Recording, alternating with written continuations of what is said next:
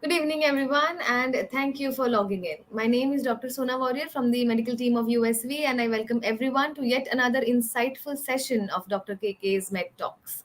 In today's session, we are going to be talking about an interesting yet concerning topic: prediabetes in children and adolescents, and how to manage the same. Prediabetes in our youth has been rising at an alarming rate over the last several years, and healthcare professionals play an essential role in tackling this increase. A good place to start is by building awareness. So, let's learn today about the factors leading to prediabetes in children and also how metformin, the wonder drug, now approved in India for use in prediabetes, is beneficial in this population.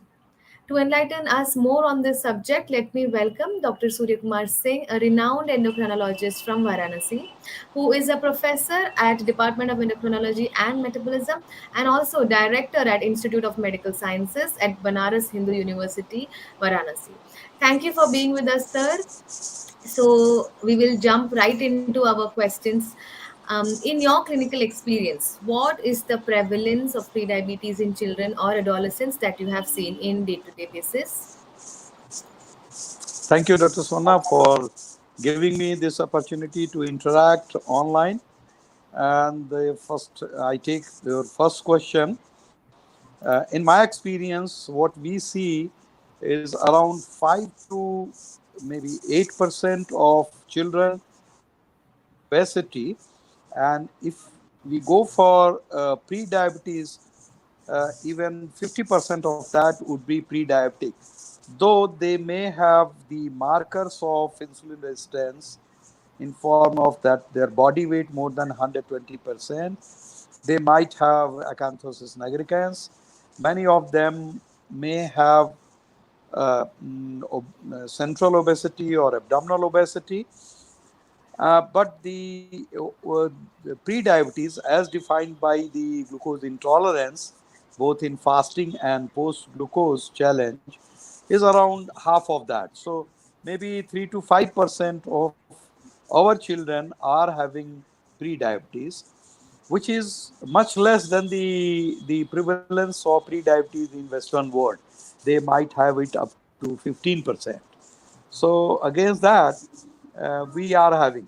But I do not know if this prevalence is even higher in metro city. We cater to urban as well as to rural population. Therefore, we do not have that high prevalence of pre-diabetes in adolescents. But I expect that this might rise as we have of our children having obesity. Thank you, sir. Thank you for making us aware about this, the number of pre-diabetes in children, and also you have mentioned very clearly about all the clinical markers, acanthosis nigricans, obesity, then all underlying conditions of insulin resistance. So, thank you for making us aware about that. Now, coming to the next question, what are the risk factors that lead to this pre-diabetes in children? Yeah, but the risk factors that if they have obesity, which is primarily due to less physical activity and more abnormal food habits and keep on eating without any check and sedentary activity, they do not play outside, they watch TV for longer hours, and they keep on eating because they get cue through advertisement which is shown on TV that you eat chips, you use pizza, you use so many things, and that actually very easily impress the unmatured mind of children. So they go on eating and they do not do physical activity. They have a risk of obesity, which is associated with insulin resistance, and then it progresses further, and they have the consequences of insulin resistance. Less physical activity, less glucose consumption by the body, that is another problem. So they have more of glucose level going up, and they have pre-diabetes. In addition, they have genetic predisposition, particularly those who have their parents diabetic. So if the parents are diabetic, they have some genetic predisposition of developing obesity and pre-diabetes. If they have associated problems and they receive some drugs which are known to antagonize effect of insulin, they have a risk of developing pre-diabetes, particularly those who are on various types of steroid for either respiratory problem or for renal or kidney lesions. They also have a risk of developing diabetes, pre-diabetes. So, in brief, I think this is most important that they do not put on weight and they are involved in more physical activity. Okay. Yes, sir. Yes, sir. So, dear audience, so this is the baseline of the prevalence of prediabetes, talking about the lifestyle that now children and adolescents are living, their food habits, their sedentary lifestyles, and along with, as sir was mentioning, genetic predisposition like family history. So, all these are the risk factors leading to prediabetes. Sir, now I would like to know what are the glycemic parameters in prediabetes in children, and how often do we screen them? Yep. The first glycemic parameters for making diagnosis of pre-diabetes in children is almost the same as it is in an adult. That if the fasting blood plasma glucose more than 100 to 125 in the fasting state, which is about 8 to 10 hours, and post glucose post glucose value of between 140 to 200 milligram per deciliter. This is in the 2 hours value after glucose challenge, which is around 1.75 gram per kg body weight to maximum of 75 gram.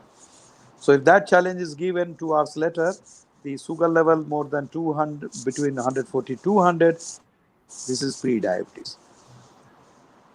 The this test should be done in all those who have their BMI more than 85th percentile, or the body weight is more than 120% for that particular age in children.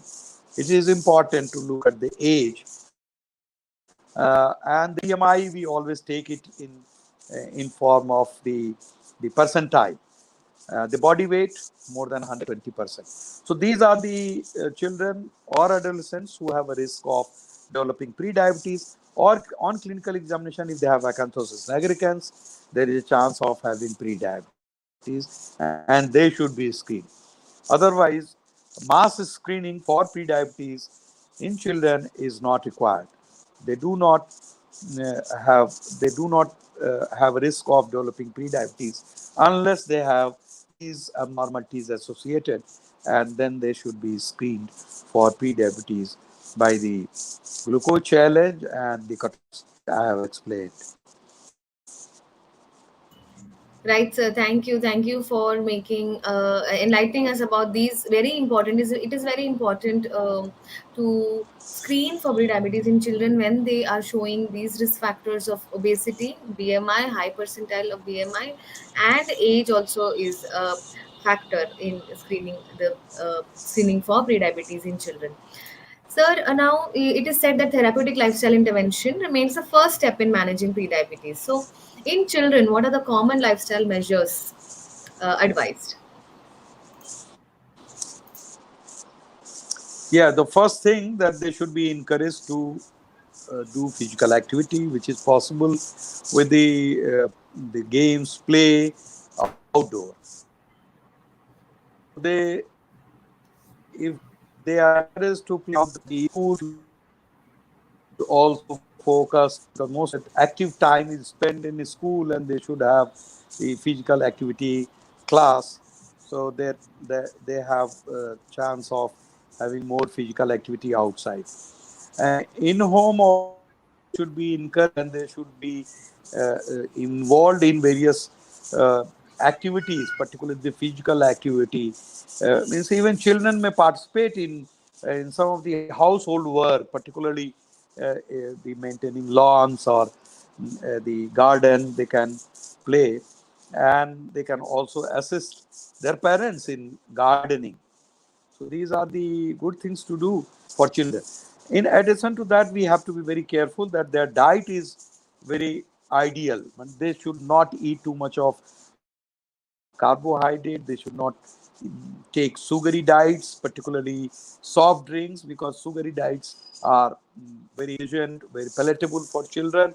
And even the carbohydrate, the fried food, that actually promotes their appetite, and they eat too much of calorie while they do not do physical activity. So that is the second important thing, that we must focus on their calorie intake, and we should encourage them to take roughest food with roughest, particularly homemade foods, that will help, because you know what you are preparing it with, and that will help.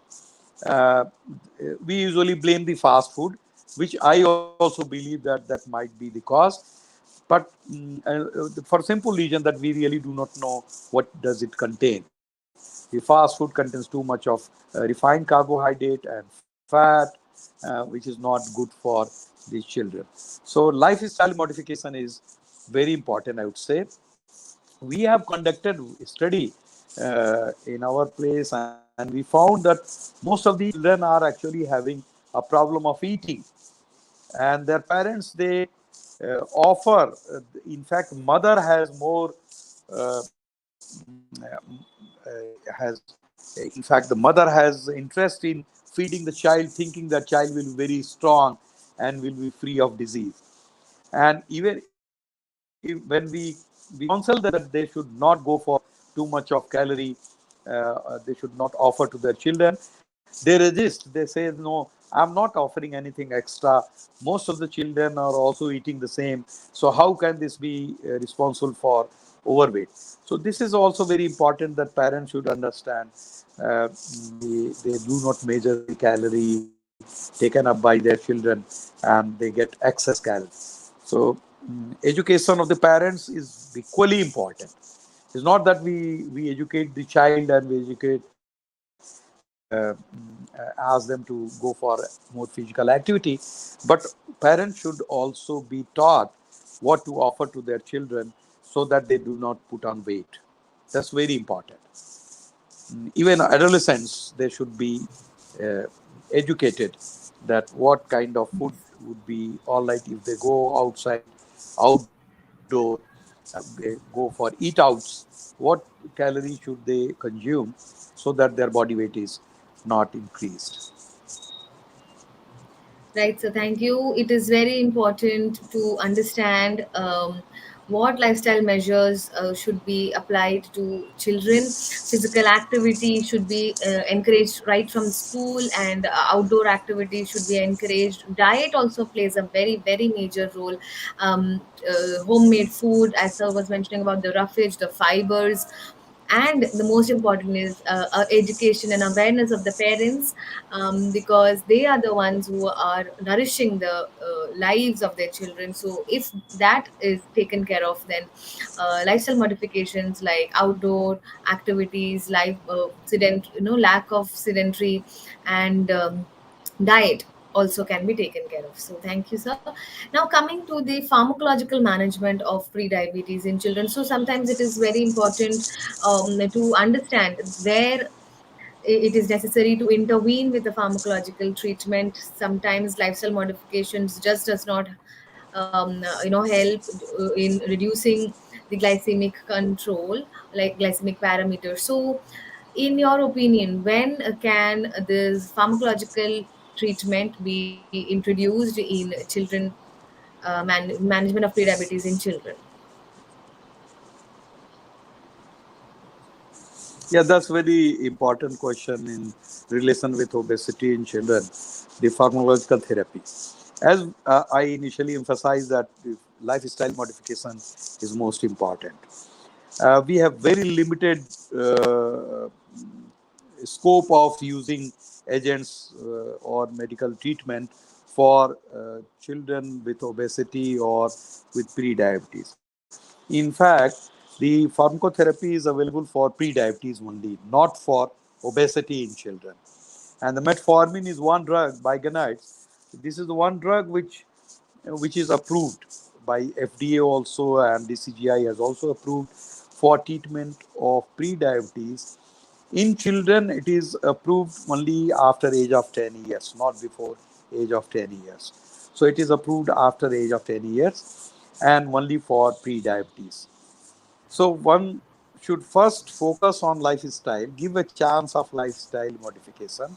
If that doesn't work, or the weight loss is not achieved by the lifestyle, there is a scope of adding metformin, medical therapy, but with the intent not to reduce weight by metformin.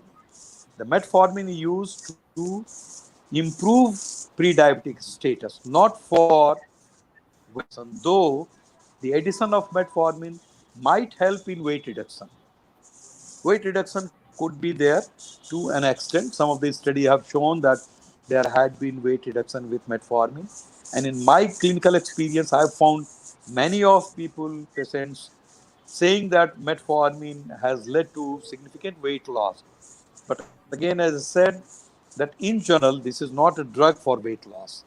It might cause weight loss, some of the individuals. I really do not know the reason. I really do not know any information available in literature why some of them do lose weight with metformin and many of them actually do not lose weight at all with metformin. Theoretically also metformin may not affect the weight, except that because of some GI upset or maybe because of the some loss of appetite, some gastritis associated, or loss of taste. Many times this medicine causes a change in the taste that might lead to weight loss, but as such it is not a weight reducing drug. So one should never use it in children for weight reduction, always should use for pre-diabetes, which is going to be converted into frank diabetes in time to come. So these are the people, these are the children who are suitable candidates for metformin. A, if they have established pre-diabetes associated with obesity. B, if they have high risk of developing diabetes with time. And this is very important. If they have family history, their other siblings are having the same problem, they are sharing the genetic factor, so they are the good candidate for pharmacotherapy. And those who are not complying to diet or not responding to diet modification and lifestyle modification, they are the candidate for metformin therapy, because then there is no choice. Metformin helps, and helps in prevention of development of type 2 diabetes in children and adolescents. Thank you, sir. So Right? very clearly segregating this population for the need for intervention of metformin.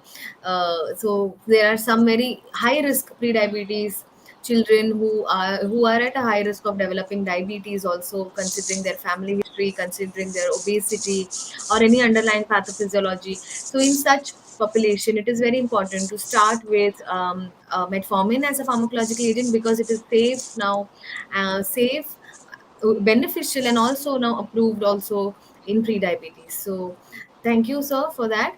And so you were mentioning about a lot of trials. So there is one such trial called as Metformin in Obese Children and Adolescent trial in the UK, and which has been the largest trial of metformin in children and pre-diabetes, children with pre-diabetes. So could you tell some of the details or the results of this trial to our esteemed audience?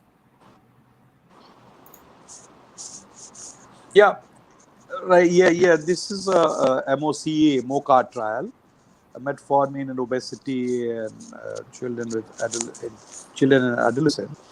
They have included not very large number of obese and pre-diabetic children, 151, if I remember correctly. Long ago, almost a decade ago, this trial was conducted in UK, and but the data was quite reassuring that they were benefited by this over a period of 6 months. There had been improvement, significant improvement in those who received metformin as for their glycemic parameters were concerned. there was significant improvement. The other group received only lifestyle modification, not the medicine. So, in comparison with that, there had been significant improvement in the pre-diabetic status. Weight loss was also noted in this study. Some of the children had weight loss, but overall, the weight loss in 6 month time there was a weight loss, but it was not very significant in all the children overall. There had been weight loss in the metformin group without metformin. The weight loss was slightly higher because the other group received only lifestyle modification. So the MOCA trial data is definitely very convincing, and some more meta-analysis of the trials, though they have not selected the similar similar population. They have not selected the the treatment protocol had not been almost similar, but still the data was uh, there had been consistency in most of the trials with metformin on in children and adolescents. Uh, the meta-analysis actually done on 11 study, if I remember, 11 study with metformin, and some of the study had very small sample size, but over around 5,000 5,000 patients included, and there had been consistency in these trials with metformin. That's quite reassuring, sir, knowing that there have been trials, global trials happening on metformin in children and pre-diabetes, and the results also are convincing enough. So, these trials that are happening on children in pre-diabetes, children with pre-diabetes, so the major mechanism or the major benefit is weight loss in some, and the effect of metformin in insulin resistance as well. So, considering all these facts, the results in these trials have been quite reassuring. Yes, thank you, sir. So, the one more question that I have is the safety profile of metformin. So, in children. So, what are your thoughts about that? Yeah, the side safety is quite safe, except that our GI problems, most of them, had some bad test or some evidence of gastritis. Some of them had diarrhea or loose motion, and some of them complained of griping pain, abdomen. But overall, this is not very prevalent amongst those who were on metformin, and reducing dose had helped in some, or sometimes stop the treatment and restart with a smaller dose, and these side effects can be overcome. So there had not been any serious side effects with metformin uh, in this study, particularly the MOCA study. There had not been very serious problem with metformin, as we also see in adults, and other than that GI upset. And many times we have to reduce the dose of metformin, particularly for those who have diarrhea, and it works.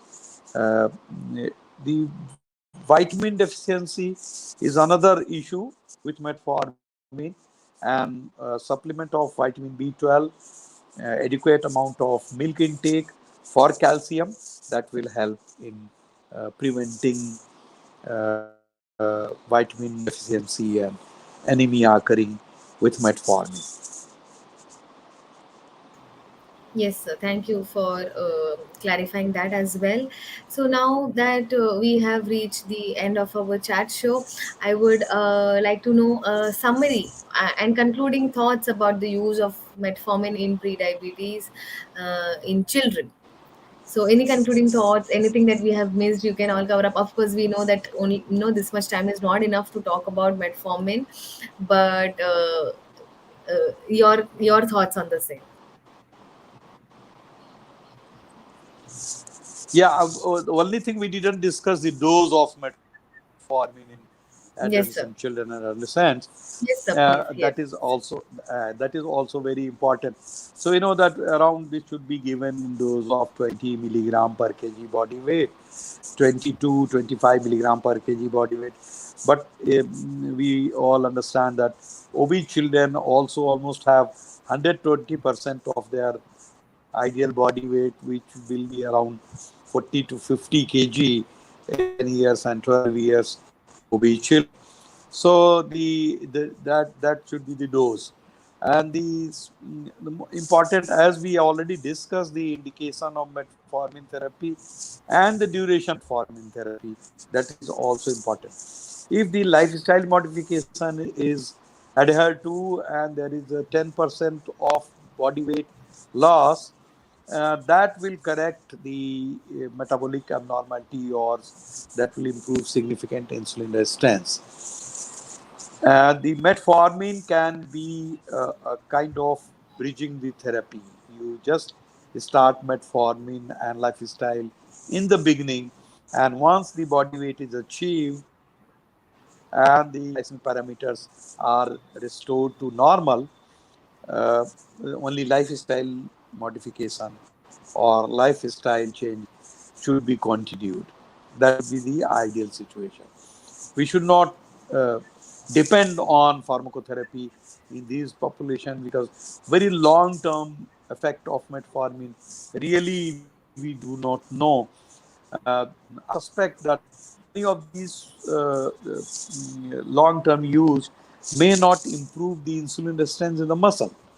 It might improve some insulin resistance in the hepatocytes, but insulin resistance in the muscle may not be improved in long term. And therefore, again, I emphasize that lifestyle, physical activity is very, very important.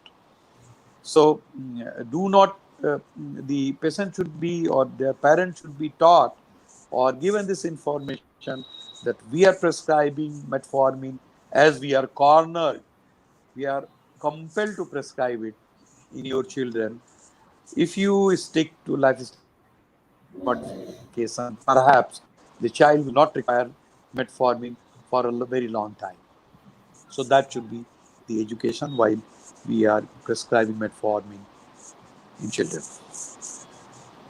Right, sir. Thank you. Thank you so much for your clinical pearls. As we were mentioning, awareness is very important in children in today's world, where children and adolescents are also prone to pre-diabetes and at the risk of developing diabetes because of lifestyle changes or genetic disposition. Lifestyle modifications will always remain the mainstay of management in pre-diabetes.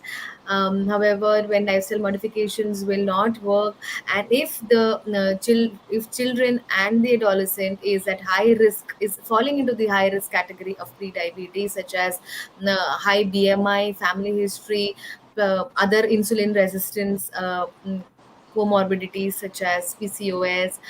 So, in such patients or in such children and adolescents, it is sometimes imperative to start with a small dose of pharmacological agent to control the progression to diabetes, and but without compromising on the lifestyle modifications, because as we mentioned, it remains the mainstay. So thank you, sir, for covering all the aspects of pre-diabetes in children, right from the risk factors, the Thank you. screening, the types of lifestyle modifications, and the all the aspects of metformin use in pre-diabetes as well. So thank you so much, dear audience, also for logging in. Have a good day, and I hope these clinical pearls are useful in the management of pre-diabetes in children and adolescents that we see rising in today's world. So thank you so much. Thank you, sir, and have a great evening Thank ahead. you. Thank you. Thank you. Thank you. Good evening.